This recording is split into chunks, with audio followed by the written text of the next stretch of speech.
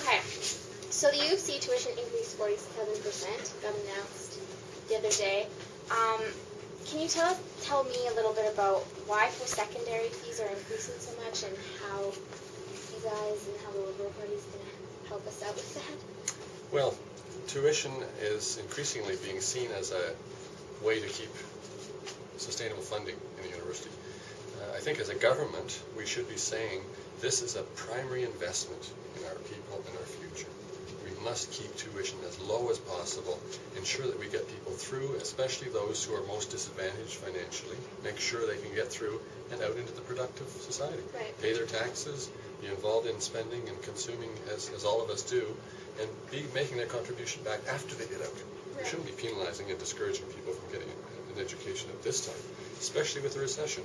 When people are without a job, this is an ideal time for them to get into post-secondary. Right. And so how do you see increases like 47%?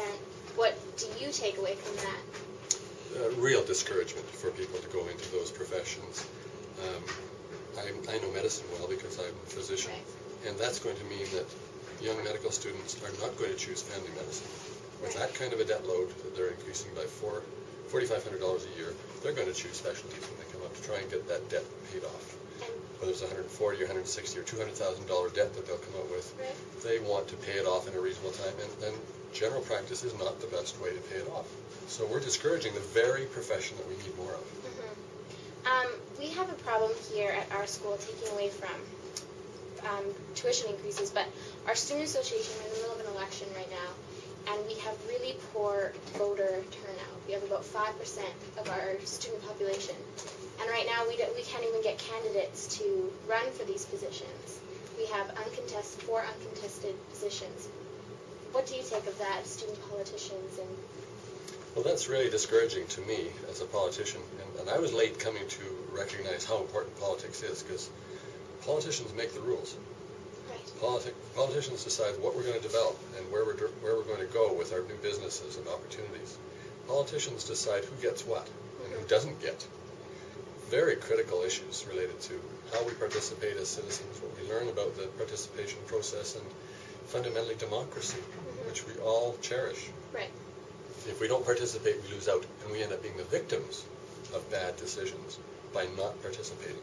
So participation is absolutely essential, and I don't know how to encourage young people to recognize that except to say, take a look at your tuition. There's an example of a poor public policy that's going to affect your future and your children's future and the quality of life in this province.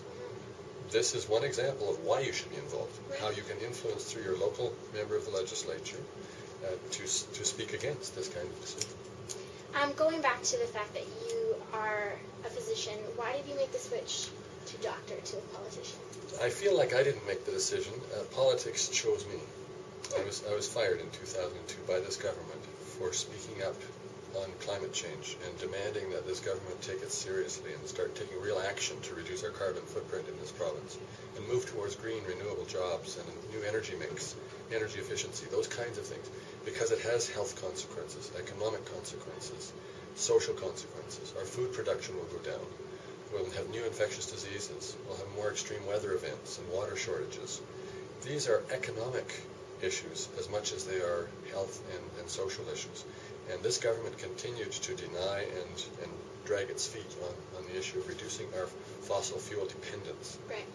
So I was fired as medical officer when I spoke in public about that in the province. Touching on that, I see that the Liberal Party announced new oil and gas procedure. Do you want to talk about that a little bit? Sure. Well, we think that one of the key drivers of our economy at this stage and for the foreseeable future is the oil and gas industry. Right. At the same time that we recognize we have to become less dependent on them, we have to honor that commitment to the oil and gas sector and say, how can we work constructively with you and create the conditions for adequate income and success for you at the same time as moving towards a greener, cleaner economy. We have to find that balance, and we have not found that balance yet. Exactly.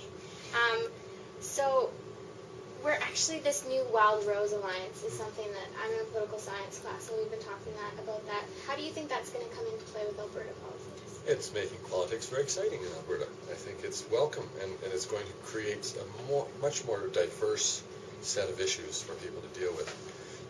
Do they support climate change action? Not very actively. Do they support the Human Rights Commission? No, they want to see people with human rights complaints go to court. So there's some key issues there that will help us to, as citizens, know the different parts of the political spectrum.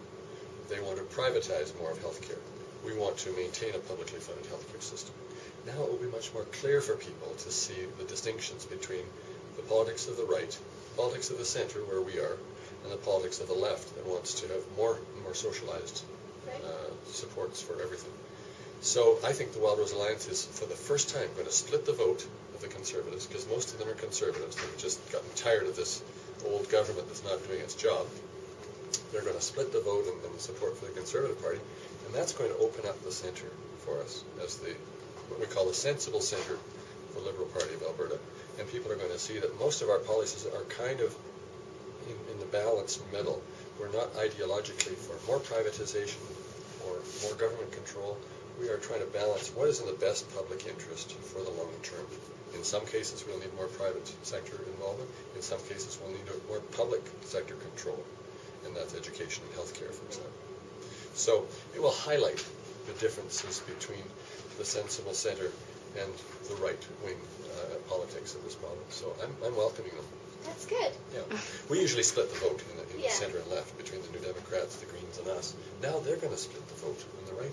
So it's going to make it more interesting. Very much so. I think it's possible we're headed for our first minority government in history. You think? I do. I can see that, actually.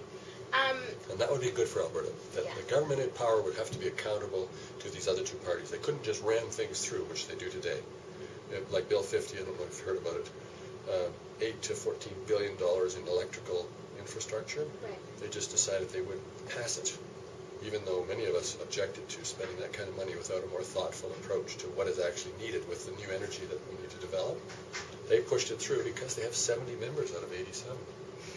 So that's not democracy. Is that why you think that with, all these climate changes and all, Greenpeace coming up and getting mad at the oil sands, do you think that has something to do with why nothing is being changed? I think that's absolutely true. These folks, after 38 years of being in power, don't have to listen to anybody.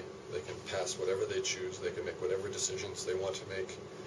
And I said upstairs at the student meeting, public policy is a bit like sausage. The less you know about what goes into it, the more you like it. Yeah, that's true. And that's what happens. That's what happens in our political system. They make policies on the basis of what?